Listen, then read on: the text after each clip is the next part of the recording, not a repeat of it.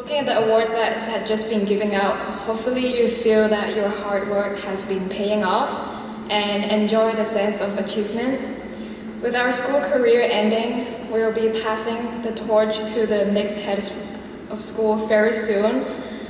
It's been an honor to be head girl, and I am very grateful for all the support that I have received from teachers and staff. I wish the best of luck for all 20 and D Block students for the upcoming exams. Thank you.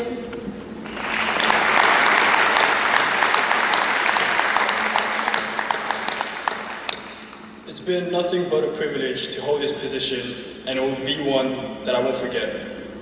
To the next heads of schools and houses, we hope you set the bar higher than it's ever been, and we'll be looking at your achievements from afar.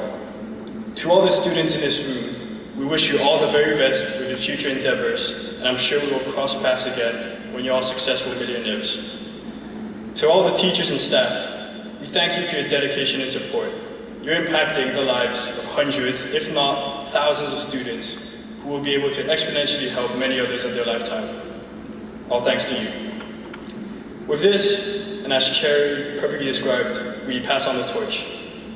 As Gandhi once famously said, be the change you want to see in the world. Thank you. The roles you've taken on are not easy ones. The work you've done through your houses and elsewhere is largely unseen.